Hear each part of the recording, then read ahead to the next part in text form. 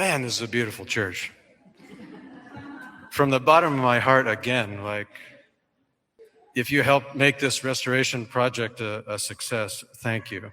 I'm just blown away by it. Well, part of me is blown away. Part of me is like, this looks like a normal church now,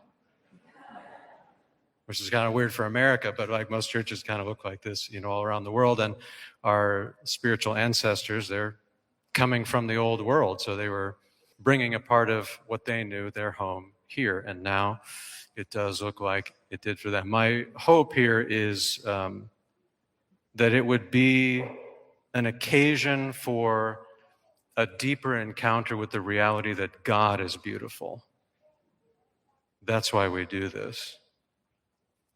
And then as we come here and we worship, making it easier to worship Him, who's beauty itself. So, thank you. Secondly, I'm back. So, thank you for all your prayers and your support while I was on my sabbatical. It was incredibly renewing. I hadn't taken a break in like 4 years, and so I definitely needed it. And it did what it was supposed to do. It lowered my blood pressure. So, thank you very, very much for your patience and your kindness and all of your prayers while I was gone. Okay, today is the fourth Sunday of Advent. As you know, I usually do some kind of homily series for Advent and Lent. Not going to do that this year, and I don't want to try to smush everything that I would have said for that series into just one Sunday. I want to focus on just one thing as we prepare for Christmas in 4 days. So this is something that the Archbishop has emphasized as well during Advent. It's eternity. Eternity. Advent's about preparing for the coming of Christ, period. If you were to put it as simply as possible, that's it. It's about preparing for the coming of Christ.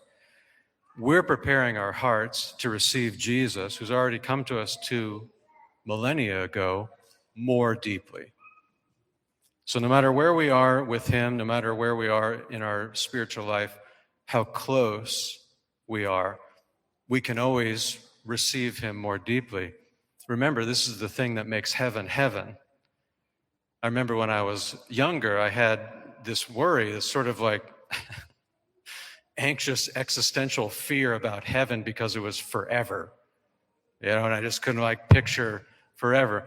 But what makes heaven heaven is that the deepest desires of our heart, which is God Himself ultimately, they continue being fulfilled forever. So it never gets boring. We always transcend deeper into the infinite being of God. So no matter where we are, we can always go deeper. So we do that every Advent. That's kind of the project. Try to go deeper in our spiritual lives. But we don't focus a whole lot on the other side of the coin. And that's the second coming of Christ, the beginning of eternity. The church no less emphasizes Jesus' second coming during Advent. But because it's kind of more ethereal, we don't think about it as much. Okay, now here's the deal with the second coming. There are some Christians who put way too much emphasis on it, and there are some that put none at all. We have the privilege as Catholics to be the via media, the middle way. We represent balance. This is how God set the church up.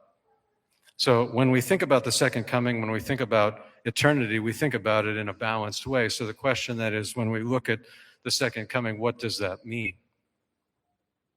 What does it mean to be balanced when we're thinking about it? And the answer is simple. It's just to keep eternity in mind. To keep eternity in mind. It is so easy to just kind of go, right?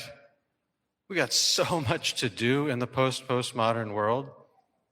I was thinking about this the other day. Back in the 1990s, we might have, been signed up for soccer, and maybe there was one other thing, but we're still living our lives like childhood. Now, a lot of kids like boom, boom, boom, boom, boom. It's like they're the CEO of a company. Like their schedule is like so full, and we're a part of that as well. And so it's just so easy to get in the river and to not stop and think really about anything, but especially about eternity. The answer to this is just keeping eternity in mind. Jesus is coming back. There's no doubt about that. He's absolutely 100% guaranteed coming back. But as the scriptures say, nobody knows the day or the hour when that's going to happen. We just don't know. We can't know exactly when it'll be. If that's true, and it is, balance is just always being ready to see Jesus face to face. Here's the little thought experiment that I do for myself. You can try it out. I submit it to you. I just stop and I think, if Jesus came back today, like today, the second coming happened, eternity began, how would I feel about that? If you just stop and sit in that space, like prayerfully, use your imagination to push yourself deeper into like, yeah, it's today. He's coming back today. Your heart will just let you know where you're at automatically. There either is going to be like a joy, or there's going to be like, how about next Sunday? Like, I got some things to get together, right? That's good. Right there. That I got some things to get together. That's good. That's one of the purposes of Advent. It's to show us what could block us from receiving Jesus more deeply. That's valuable information. Don't be worried about that or think that it's like a negative thing. It just tells us what we need to do. Maybe we need to go to confession or reconcile with somebody or fix something, or like whatever it is, like it'll become clear. Christmas is in a few days. It's just a few days away. The presents are great. The decorations are heartwarming. The meals are delicious, but there's nothing compared, nothing that can compare to a heart filled with readiness to meet the Lord. To have joy at the idea of Him, either just coming to you in your prayer time, coming to you here in the Mass, or coming again in glory, King of Kings and Lord of Lords. Having that joy. So before December 25th, sometime, think of the coming King. Think of His kingdom of eternity, the goal for all of our lives. And by the grace of God, position your heart to receive Him more deeply, however, whenever, wherever He wants to come to you.